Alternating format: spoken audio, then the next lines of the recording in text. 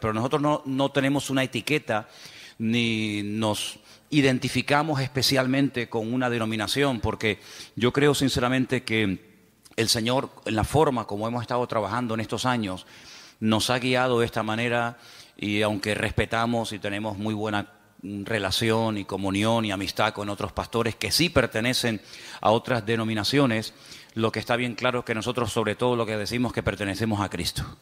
Esa es nuestra denominación, esa es nuestra bandera, esa es nuestra señal de identidad.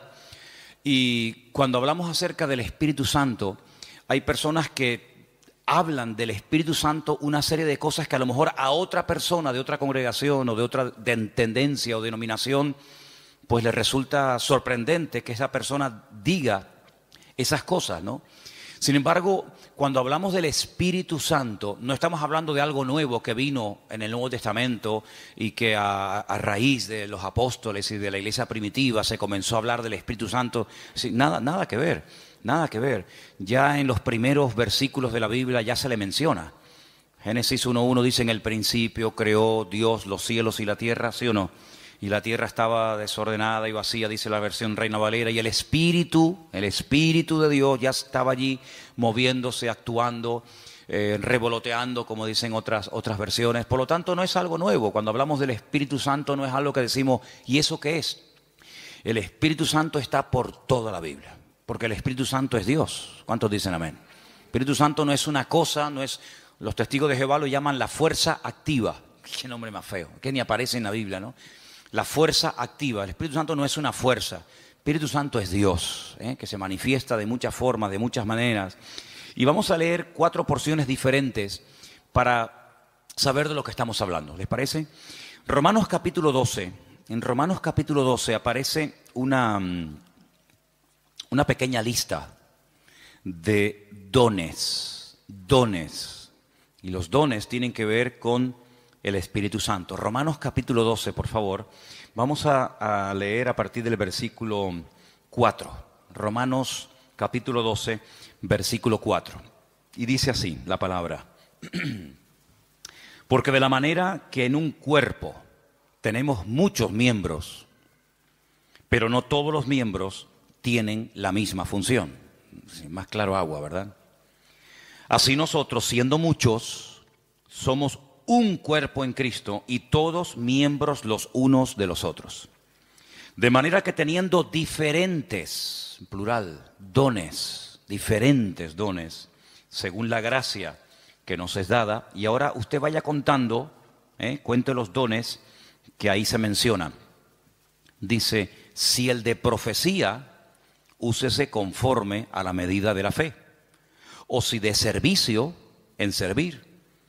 El que enseña, en la enseñanza. El que exhorta, en la exhortación. El que reparte, con liberalidad. El que preside, con solicitud. El que hace misericordia, con alegría. ¿Cuántos han contado? ¿Sí? A mí me salen 7, pero no sé dónde. A lo mejor la versión tuya es diferente, ¿no? Profecía, servicio, enseñanza, exhortación, presidir y hacer misericordia. 7 dones. 7 dones que tienen que ver con lo que el Espíritu Santo quiere hacer a través del creyente. Dejamos bien claro que los dones del Espíritu Santo no son para la gente de la calle, no son para la gente del mundo. Los dones del Espíritu son las herramientas, permítanme utilizar esa palabra, que el Señor le ha dado a sus hijos.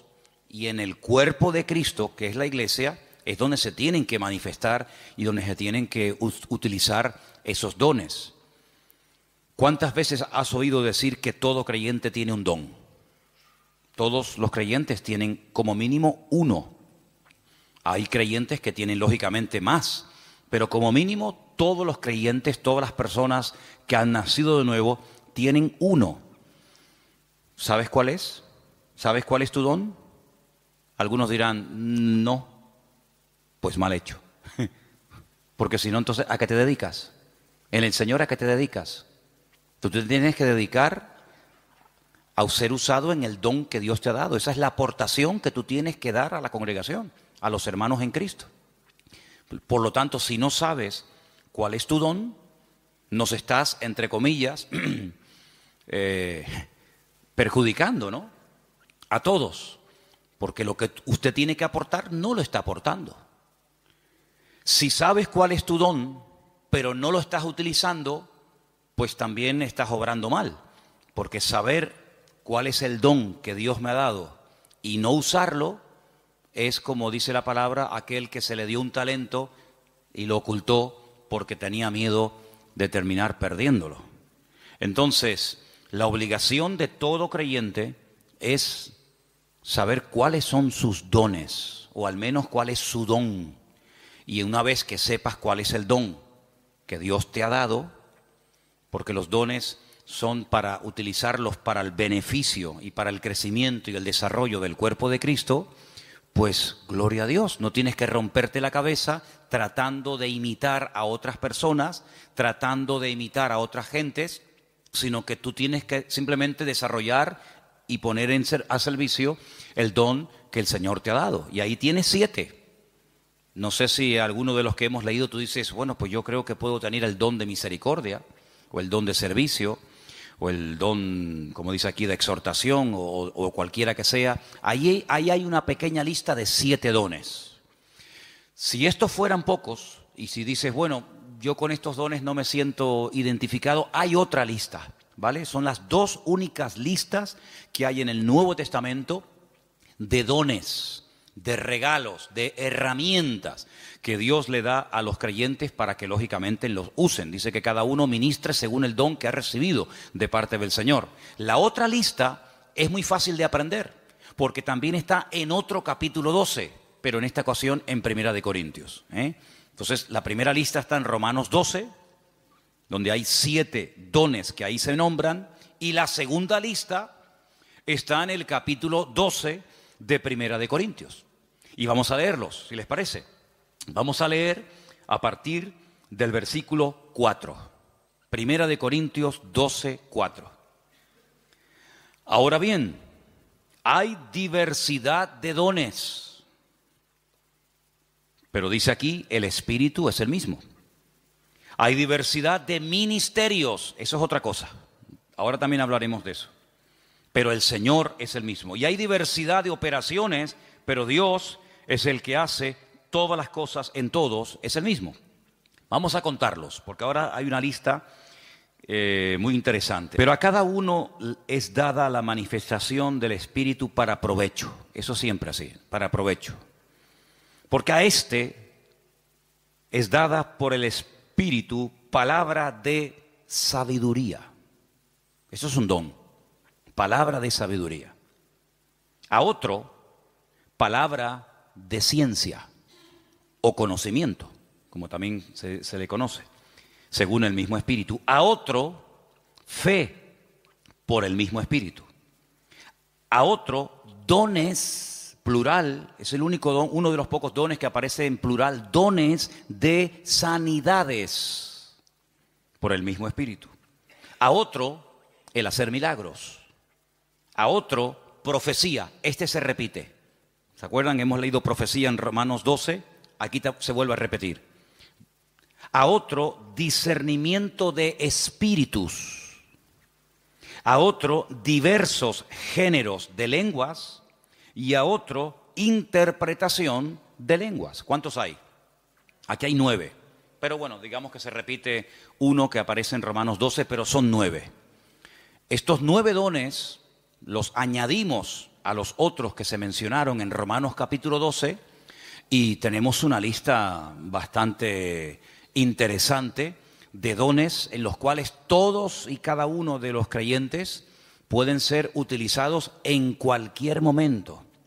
Ahora, hay creyentes que han sido utilizados de una forma no regular, sino de una forma, digamos, una vez y ya está, en uno de estos dones o de los que hemos leído en Romanos 12. Pero eso es una cosa, y otra cosa es que frecuentemente, asiduamente, como algo ya normal en tu vida, haya uno o varios dones que se manifiestan en tu vida.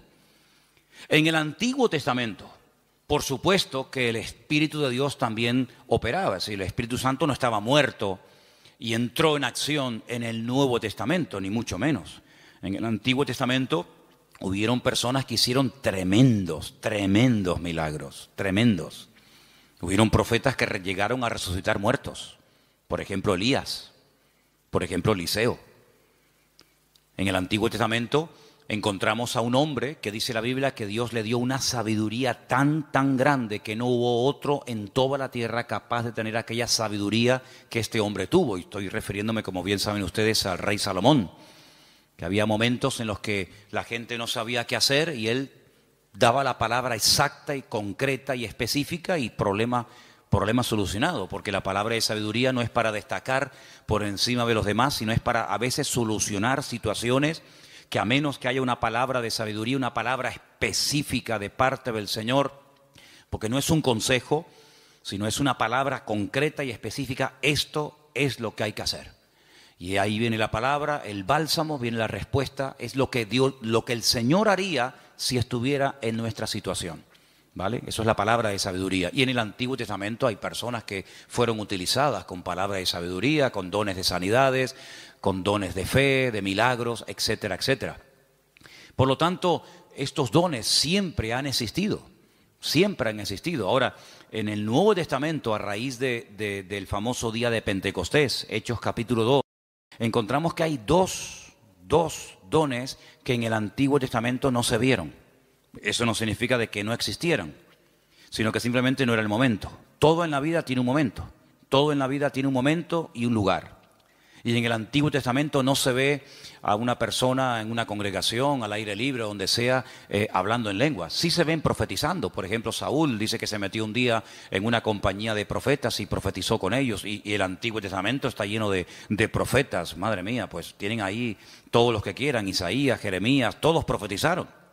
La mayoría de ellos sobre eventos futuros, la futura restauración, las glorias que le vendrían al pueblo de Israel, persecuciones, restauración, derramamiento del Espíritu en forma masiva, como el caso de Joel, profecías que tienen que ver con la primera venida del Señor Jesucristo, otras que tienen que ver con profecías que tienen que ver con la segunda venida de Cristo. Por lo tanto, el don de profecía está por todas partes en el Antiguo Testamento.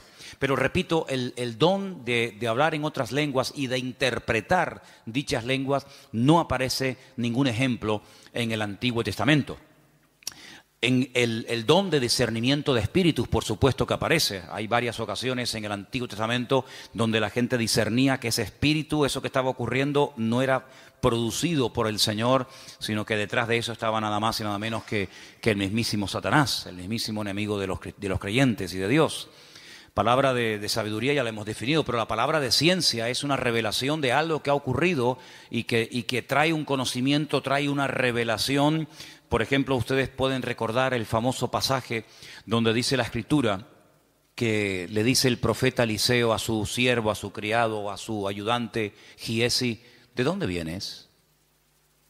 Saben que cuando Naamán fue sanado de la lepra y le quiso dar dones y le quiso dar presentes y regalos y dádivas al profeta Eliseo, Eliseo dijo: no me tienes que dar absolutamente nada. Pero sin embargo Giesi fue detrás de él, ¿se acuerdan? Y le pidió cosas, las escondió. Cuando entra en la presencia de su señor, a la persona que servía, Eliseo le dice: ¿dónde vienes? Dice: no, yo no he ido a ninguna parte.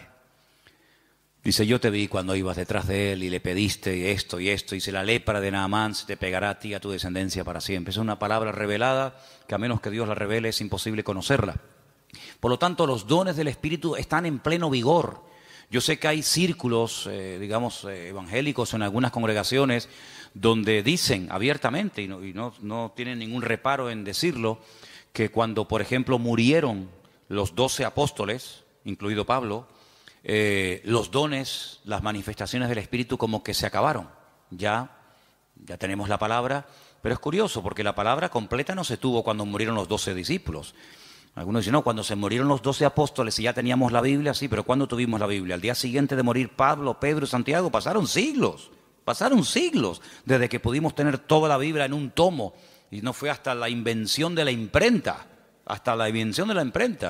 ¿verdad? Ya cerca del siglo XV, fíjate tú. cuando se pudo por fin tener una Biblia en la mano. Entonces, ¿qué pasó desde que murió Pedro, Santiago, Juan, Tomás? ¿Qué pasó? Bueno, pues en ningún momento en la palabra del Señor encontramos que el Señor ha menguado su presencia, sus manifestaciones, su poder, sino que todos los dones están en pleno vigor. El problema es que la gente ha perdido el interés. Hay creyentes que no les interesa este tema. Hay creyentes que nunca le piden al Señor, Señor, yo quiero ser utilizado en algún don. O si tengo alguno, que lo tengo seguro, pues Señor, dime cuál, porque se me va la vida y al final tendré que darte cuentas, porque eso es una cosa que tenemos que tener todos presentes. Tendremos que rendir cuentas delante del Señor de lo que hicimos y de lo que no hicimos, de lo que teníamos que haber hecho y no hicimos. Y si tienes un don y nunca te preocupaste en averiguar cuál era, cuando lleguemos a la presencia del Señor, pues llegarás diciéndole al Señor, Señor, fui un inútil en el sentido de que no me dejé utilizar en el don que tú me diste y al final no hice absolutamente nada con él. Tómense en serio este tema, hermano, ¿saben? Tómense en serio este tema. Esto no es algo opcional. No, yo no tengo ninguno. No, a mí no me interesa. Yo soy muy joven, yo soy muy mayor. Yo no tengo tiempo. Mire, la vida cristiana no la organizamos nosotros a nuestra manera. La vida cristiana está bien establecida en la palabra y la palabra de Dios nos enseña que algún día tendremos que presentarnos delante del Señor y rendir cuentas por todo lo que hemos hecho. Y una de las cosas por las cuales tendremos que rendirle cuentas al Señor es por el don o los dones que el Señor nos dio, ¿qué hicimos con ellos? Espero que todos podamos decir, Señor, yo el don lo utilicé, lo puse al servicio del cuerpo de Cristo, pude bendecir a otros hermanos, etcétera, etcétera. Así que quédense con estos dos capítulos, Romanos 12 y el otro era 1 Corintios 12. Son los dos únicos capítulos que aparecen en el Nuevo Testamento, donde aparecen las listas, 7 por un lado, 9 por otro. Hay dones que son de expresión, hay dones que para poder utilizarlo tienes que abrir la boca. Don de lenguas, pues si no abres la boca, ya me contarás a mí cómo vas a ser utilizado en ese don. Don de interpretación de lengua, don de profecía. Pues hay dones que no hace falta que digas nada para ser usado en él. Hay dones que no tienes que decir nada, pero hay otros dones que sí tienen que utilizarse, las palabras, ¿verdad?, para poder ser utilizado y para poder fluir en ese don. Todos los dones, por supuesto, podemos ver cantidad de porciones en el Nuevo Testamento, en el Antiguo Testamento, de cómo obraban, cómo operaban, cómo se manifestaba cada uno de ellos. Pero luego hay algo que no tiene nada que ver con el don o con los dones del Espíritu Santo. Y es lo que leímos el otro día en Gálatas, capítulo 5, ¿se acuerdan? Y es lo que la Biblia llama el fruto, que no tiene, repito, nada que ver con los dones. La iglesia de Corinto, ¿se acuerdan ustedes? La iglesia de Corinto tenía todos los dones. Primera de Corintios, capítulo 1, dice, nada os falta en ningún don. Si pudiéramos entrar y ver esa iglesia, allí en esa iglesia se hablaban lenguas, se interpretaba, se profetizaba. En esa iglesia estaban todos los dones en plena operación. Pero también, por otra parte, tenemos que decir que así como Pablo los alaba en el capítulo 1, porque nada les faltaba, ningún don, en el capítulo 3, a los mismos hermanos, a la misma congregación, les llama carnales, niños en Cristo, gente inmadura, porque había problemas de celos, de envidias, de divisiones entre los hermanos. Y algunos se pueden preguntar, ¿y una persona con dones del Espíritu Santo, utilizado por el Señor, puede tener problemas de celos, de envidias, de falta de amor, falta de perdón? Bueno, no debería ser, ¿verdad? No debería ser. Pero el don es perfecto. Lo que no es perfecto es el instrumento que utiliza el Señor para que el don fluya. ¿Se da cuenta? Entonces, el martillo es perfecto. El martillo está diseñado de tal manera que clava todo lo que... Ahora, si algún día te pegas un martillazo en la mano, no te enfades con el martillo. El problema fue que apuntaste mal. Entonces el problema no está en el martillo. El problema está en una mala utilización del martillo. Apuntaste en una dirección y te salió en otra. Entonces puede ser que una persona sea utilizada en un momento determinado por el Señor en un área y a continuación tener una manifestación nada correcta por parte de su carácter y echar a perder la bendición de Dios en su vida. Y voy a poner algunos ejemplos muy fáciles de entender.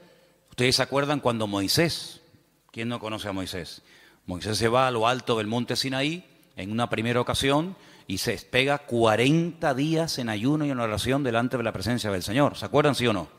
Allí recibe las tablas de los 10 mandamientos, la ley, y el hombre viene con la cara brillándole de haber estado 40 días en ayuno y en oración, en plena comunión con el Señor.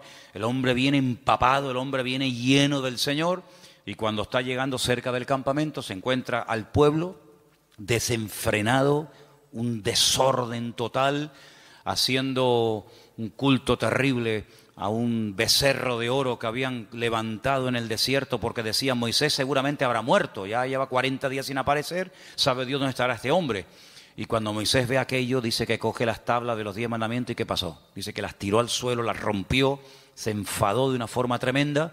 Entonces vemos a un hombre en la presencia del Señor brillándole el rostro, pero al mismo tiempo en un ataque digamos, de ira que llegó a romper incluso la obra de Dios, porque lo que llevaba en su mano no se lo había inventado él, era la obra de Dios. Dios le dijo: toma, esto está escrito con el poder de mi palabra, y al final tiene otra vez que volver a subir a la misma montaña, otros 40 días de ayuno y de oración para que el Señor le vuelva a dar lo que ya un día le dio, pero tú lo rompiste. Yo te lo di, pero tú lo rompiste.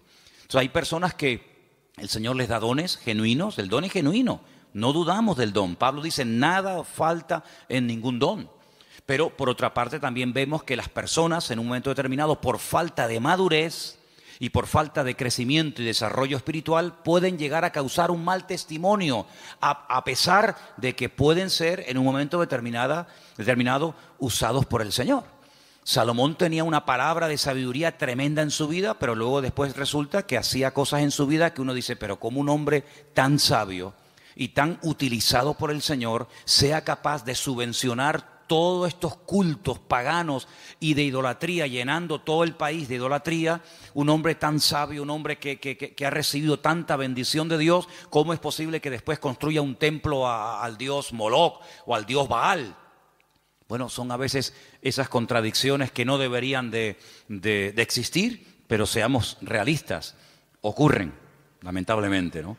Y lo que ocurre es que hay algo que vamos a leer ahora en Gálatas capítulo 5, que es el fruto, que es lo que le da equilibrio, lo que le da balance al don. Una persona con muchos dones, pero con falta de madurez, es un peligro, es una bomba. Una persona que puede ser utilizada por Dios en un momento determinado, como Pedro, pero al mismo tiempo puede ser utilizado por el mismo diablo. El Señor le dijo a Pedro: Pedro, bienaventurado eres, hijo de Simón, hijo de Jonás, porque esto que acabas de decir es una revelación que mi Padre te ha dado. Tú eres el Hijo del Dios viviente. Y al rato le dice: no vayas a la cruz. Y el Señor le dice: apártate de mí, Satanás. Por un lado, el Señor lo usa, por otro lado también el diablo, ¿no? Entonces en Gálatas capítulo 5, versículos del 16 en adelante leemos, versículos muy conocidos. Digo pues, andad en el Espíritu y no satisfagáis los deseos de la carne. Porque el deseo de la carne es contra el Espíritu y el del Espíritu es contra la carne. Y estos se oponen entre sí para que no hagáis lo que quisierais. Pero si sois guiados por el Espíritu, no estáis bajo la ley. Y ahora ahí tenemos una lista enorme de 17 manifestaciones diferentes de la carne, que las leímos el otro día, que son adulterio, fornicación, inmundicia, lascivia, idolatría, hechicerías, enemistades, pleitos, celos, iras, contiendas, disensiones, herejías, envidias, homicidios, borracheras, orgías y cosas semejantes a estas, acerca de las cuales os amonesto, como ya os lo he dicho antes, que los que practican tales cosas no heredarán el reino de Dios. Pero en contraposición con esto dice: más el fruto del Espíritu es, y ahora hay ahí pues características 9 en total, como el amor, el gozo, la paz, la paciencia, la benignidad, la bondad, la fe, la mansedumbre, la templanza. Contra tales cosas no hay ley. Son principios del mismo carácter de Cristo en la vida de un creyente, que es lo que en cierto sentido le da credibilidad y le da peso a una persona que lleva años en los caminos del Señor. El don es inmediato. Usted no tiene que ir a una escuela a aprender a profetizar. Por ahí ha habido algunas iglesias que le enseñan a la gente a profetizar y incluso algunos dicen, no, repita conmigo estas palabras y te enseñan a hablar en lenguas, pero esos son cuentos chinos. ¿Sí? El don no se puede aprender en una academia, entonces ya no es un don, es algo aprendido. El don es algo que Dios te da, o lo tienes o no lo tienes. No es que estoy aprendiendo. ¿Aprendiendo a qué? Hay gente que confunde a veces dones con talentos. Hay gente que sabe tocar la guitarra. Pero usted no se levantó un día y se compró una guitarra en una tienda y dijo, ¡ay, qué bien toco! Nadie se levanta por la mañana tocando bien la guitarra. Lleva años. Mira, yo estuve un tiempo ahora sin tocar la guitarra y perdí los callos. Tienes que tener callo en estos 4 dedos. Empecé a tocar otra vez y me dolía tanto, ya no, pero me dolían tanto los dedos porque dejé de tocar. Que si Isma lleva la alabanza, que si Matías está aquí, yo digo, ya dejo de tocar. Y volví otra vez a cogerla y me dolía una barbaridad hasta que sale el callo. Y si quieres aprender notas, si quieres aprender a cambiar de una a otra, si quieres tener velocidad, etcétera, etcétera. Pero eso no es un don, eso hay que aprenderlo. Para eso tienes que estudiar y practicar y preguntar y ver y esto. Pero los dones no se aprenden, no se estudian. Quiero tener el don de sabiduría. Voy a ir a una escuela para que me den 8 horas intensivas de sabiduría. Entonces, cuando salga, graduado en palabra de sabiduría. No existe eso.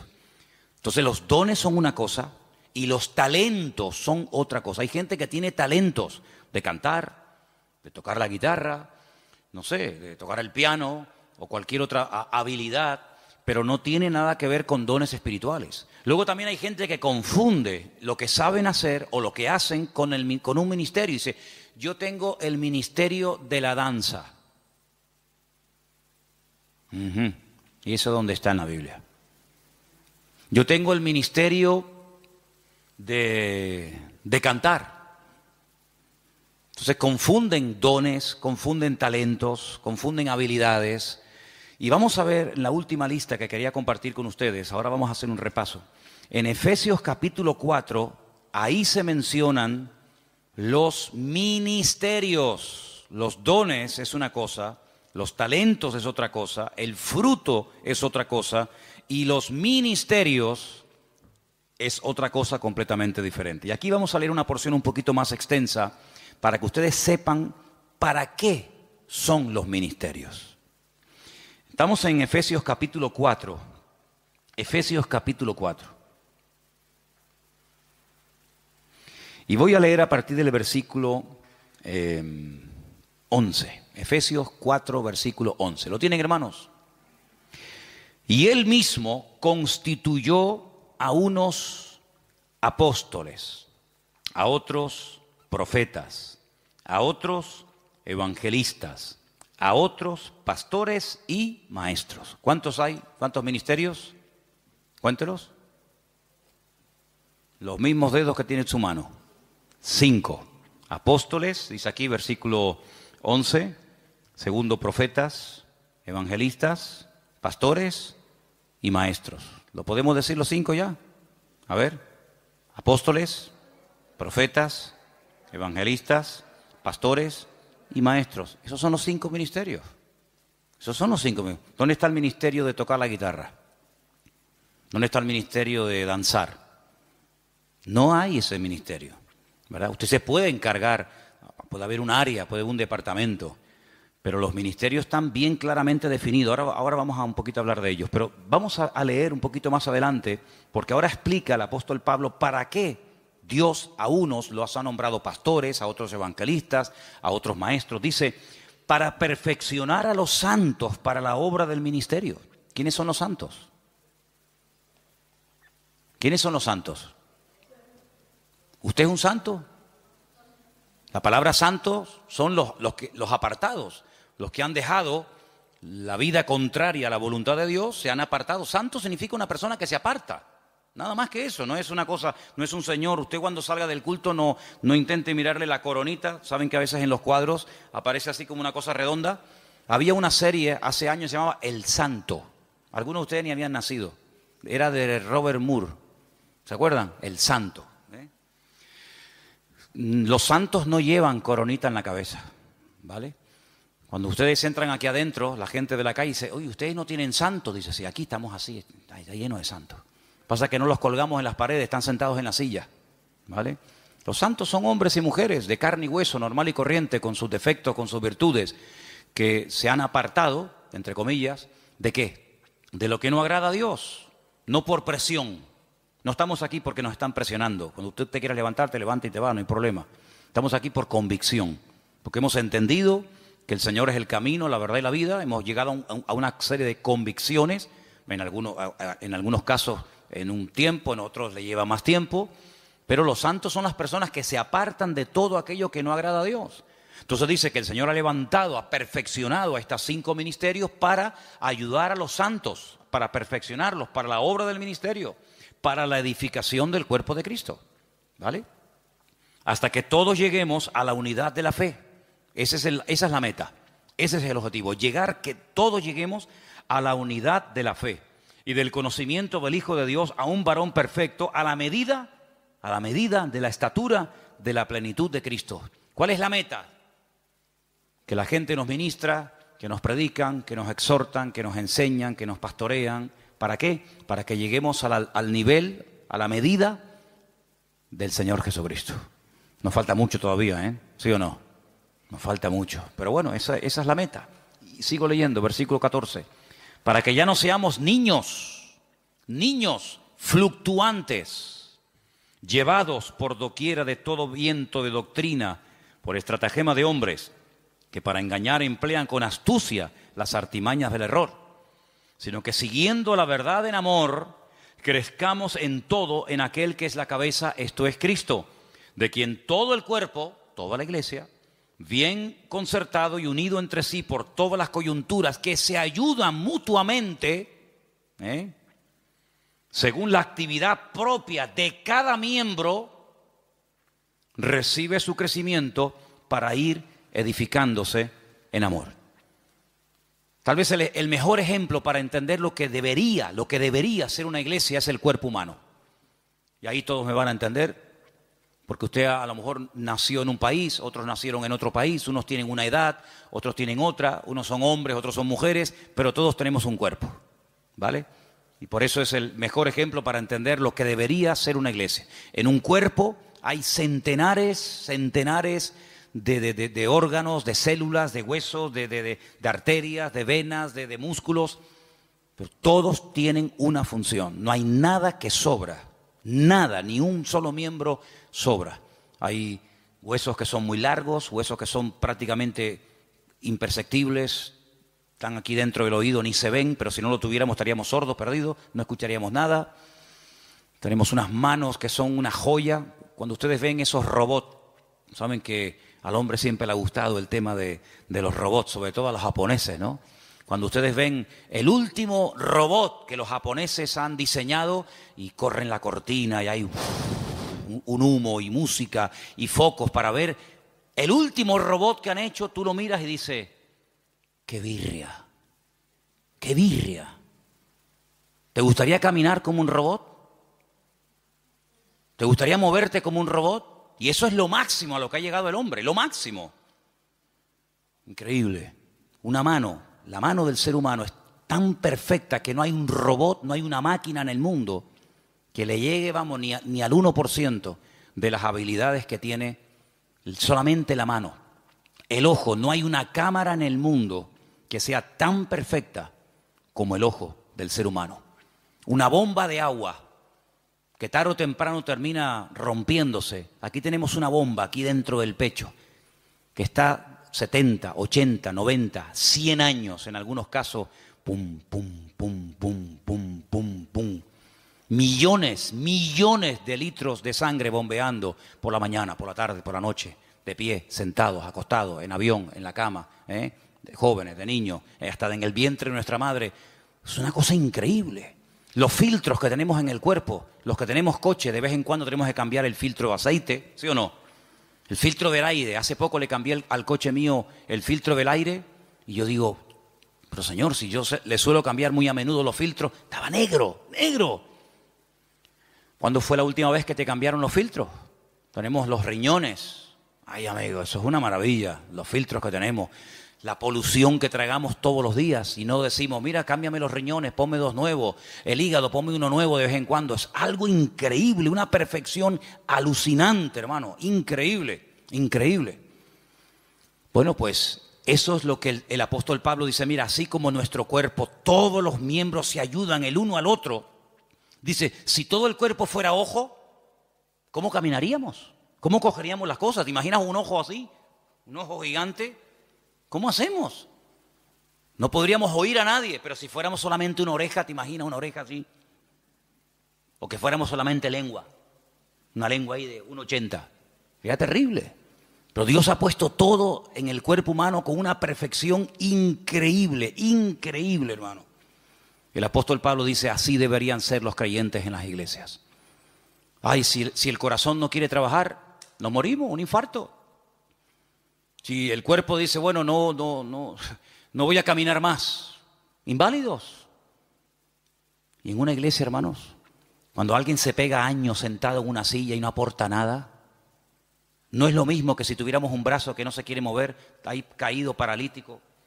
¿Saben que hubo una época en la historia? Hubo una época, parece mentira, el hombre a veces ha inventado cosas tan extrañas. Ha habido momentos en la historia en la que ha habido hombres que han querido vivir de una forma santa, sin pecar, sin contaminarse en el mundo. Y hay casos de personas que se pegaron 20 años en lo alto de una columna, ahí arriba, porque no quería tener contacto con el mundo. Gente que se amarraban los brazos y los brazos terminaban perdiendo la movilidad. ¿Qué te parece? Pero ¿cuántas veces en las iglesias encontramos que hay gente que son personas que no aportan? Son grandes orejas, son orejas enormes. Imagínense venir un día a la iglesia y encontrarte una oreja así, ahí en una silla, en la otra, orejas así, sí. ¿Y estos quiénes son? Los oidores. Estos son los que oyen. Sería terrible, ¿no? Sería terrible. Pero así como en el cuerpo, cuando un miembro no quiere funcionar, el cuerpo se enferma. Así de claro, y hay que operarlo, hay que meterlo en el quirófano. En una iglesia, cuando un miembro no desarrolla sus dones, sino oye, y oye, y oye, y venga a oír, y venga a oír, y venga a oír, y venga a oír, y el hermano se murió oyendo sermones. Ahí enterramos al hermano, a la hermana Doña Oreja, la Doña Oreja. Pues pasa exactamente igual. Entonces deberíamos tener esa mentalidad de decir, Señor, así como en el cuerpo los miembros tienen que funcionar, mis manos tienen que funcionar, mi mente, mis ojos, mis oídos, mis riñones, mis pulmones, mis pies, mi oreja, todo tiene que funcionar a la perfección cuando yo quiero hacer uso de ellos. Pues la Biblia dice que la iglesia es como un cuerpo, pero cuidado, hay un detalle muy importante. Dice que la iglesia es un cuerpo, pero la cabeza del cuerpo es Cristo. ¿Cuántos dicen amén? ¿Y por qué dice la cabeza? Porque de la cabeza, amigos, salen todas las órdenes. Usted puede tener unas piernas de oro, puede tener un corazón maravilloso, pero si la cabeza no funciona, amigo, Cristo es la cabeza de la iglesia. Él es el que da las órdenes, Él es el que dice, quiero utilizar esta mano, quiero utilizar esta boca, quiero utilizar a este hermano, quiero utilizar a este joven, quiero utilizar a esta familia. Y el miembro no se puede negar, porque el que recibe las órdenes es el miembro, pero el que las da es la cabeza. ¿Y cuántas veces nosotros con nuestra actitud le decimos al Señor, no, yo no? Es como si yo le diga a mis manos, coge la Biblia y lee, y la mano dice, no quiero trabajar. ¿Y cómo cojo la Biblia? Claro, algunos me dirán, pero hay gente que pinta unos cuadros preciosos con la boca. Sí, pero eso no es lo normal. La excepción no confirma la regla. He visto gente, hace poco vi en un canal esto de internet, vi a un chico que toca la guitarra con los pies, que ya me gustaría a mí con las manos tocar la guitarra como la toca con los pies. Algo increíble, pero no es lo normal. La guitarra no está diseñada, la forma de una guitarra está diseñada para que se toque con las manos, con las dos, con la derecha y con la izquierda. Puede ser que una persona toque la guitarra con los pies, sí, pero no es lo normal.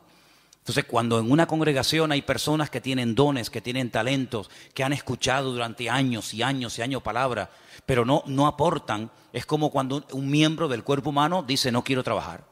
Entonces, todo el resto del cuerpo se perjudica porque las manos no quieren trabajar. ¿Cuántas veces vemos a personas por la calle que van en silla de ruedas? ¿Por qué? Porque sus piernas no funcionan. Sí, todo lo demás le funciona, pero las piernas no caminan. Entonces, en una congregación nos tenemos que mentalizar que todos tenemos que aportar algo. Todos tenemos algo que aportar. Y cuando tú te niegas por tu carácter, por tu timidez, por tus complejos, por lo que sea, te niegas a aportar, te niegas a involucrarte, te niegas a colaborar, estás perjudicándonos a todos. Es como si yo esta tarde dijera, no voy a predicar. Y me subo aquí a la plataforma y ustedes dicen, ¿y qué le pasa hoy a Manolo? ¿No? Que dice que no va a predicar. ¿Y entonces? Armandito dice que no quiere tocar la guitarra.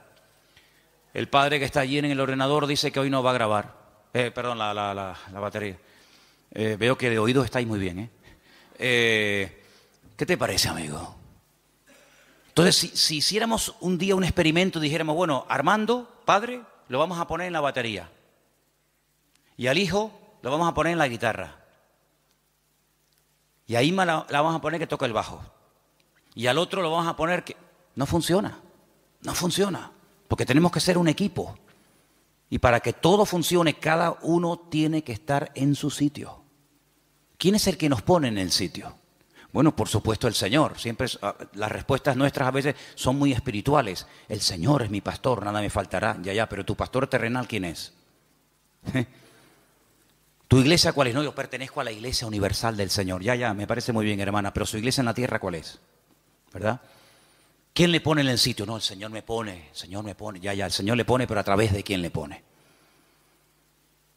Cuando las ovejas se levantan por la mañana y tienen hambre, ¿cuál de todas las ovejas decide a dónde se tiene que ir el rebaño a buscar pasto? ¿Cuál? ¿La más vieja? ¿La más joven? ¿La más lista? ¿La más guapa? ¿La más gordita? Ninguna. Porque esa no es una responsabilidad del rebaño. Esa es una responsabilidad del pastor. Y el pastor sabrá si tiene que ir al norte, al sur, abajo, arriba. Para eso están los pastores.